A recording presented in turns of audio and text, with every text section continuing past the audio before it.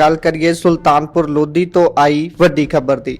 Morinda, दुख निवारण साहिब अते राजपुरा तो बाद हुण श्री गुरु नानक देव जी नगरी सुल्तानपुर लोधी तो भी बेअदबी की कोशिश करन दा गंभीर मामला सामने आया है। एक शख्स गुरुद्वारा हट साहिब विच मूंह ढक के 18 मई शाम 7 वजे दाखिल हुंदा है, फिर मत्था टेकण तो बाद थापियां मारनियां शुरू कर दिंदा है। मौके ते मौजूद सेवादार ग्रंथी अते रागियां नूं उस दियां हरकतां ते शक हुंदा है तां ओह फिर उस नूं मूंह तो कपड़ा उतारन लई कहंदे हन। सेवादारां मुताबिक फिर ਇਹ शख्स गालां ਕੱਢਣੀਆਂ शुरू कर ਦਿੰਦਾ ਹੈ ਅਤੇ जिस ਥਾਂ ਤੇ श्री गुरु ग्रंथ साहिब जी ਦਾ ਪ੍ਰਕਾਸ਼ ਹੈ ਉਸੇ ਥਾਂ ਵੱਲ ਜਾਣ ਦੀ ਕੋਸ਼ਿਸ਼ ਕਰਦਾ ਹੈ। ਜਿਵੇਂ ਹੀ ਸੇਵਾਦਾਰ ਗ੍ਰੰਥੀ ਅਤੇ ਰਾਗੀ ਉਸ ਨੂੰ ਰੋਕਦੇ ਹਨ ਤਾਂ ਸ਼ਖਸ ਕਿਰਪਾਨ ਕੱਢ ਕੇ ਸੇਵਾਦਾਰਾਂ ਤੇ ਹਮਲਾ ਕਰ ਦਿੰਦਾ ਹੈ। इस दौरान सेवादार जख्मी हुंदा है पर सारे मिल के उस शख्स नूं काबू कर लैंदे ने अते पुलिस नूं इंतला कीती जाती है।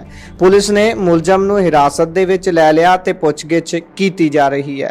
सुल्तानपुर दे गुरुद्वारा हट साहिब विच वापरी इस घटना बारे थाणा प्रभारी खुशप्रीत सिंह ने जानकारी दिंदे होए दस्सिया कि हमला करन वाला शख्स सुल्तानपुर लोधी दा ही है अते उसदा नाम वीर सिंह है। ग्रंथी सिंह सेवादार अते रागियां दे बयान दर्ज कीते गए ने। गुरुद्वारे दे मैनेजमेंट दी दरखास्त ते मुलजम नूं हिरासत दे विच रखिया गया है ते पुछगिछ कीती जा रही है।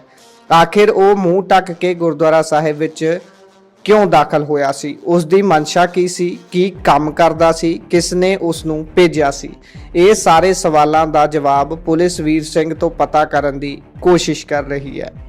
फड़े गए वीर सिंह दी मंशा की सी, इस दा खुलासा पुलिस दी पुछगिछ तो बाद होवेगा, पर जिस तरह नाल गुरुद्वारे दे ग्रंथी अते सेवादार दे अलर्ट होण नाल ਇਹ शख्स फड़िया गया है वो काबिले तारीफ है। कुछ लोग माहौल खराब करन दी साजिश रच रहे हैं, उन्होंने अलर्ट रह के ही जवाब दिता जा सकता है। पुलिस नूं भी इस मामले नूं हल्के दे विच नहीं लेना चाहिए, इसकी तह तक जाण दी लोड़ है क्योंकि एक तो बाद एक हो रही बेअदबियां दीयां घटनावां चिंता दे नाल नाल लोकां दे मनां विच रोस भी पैदा करदियां ने।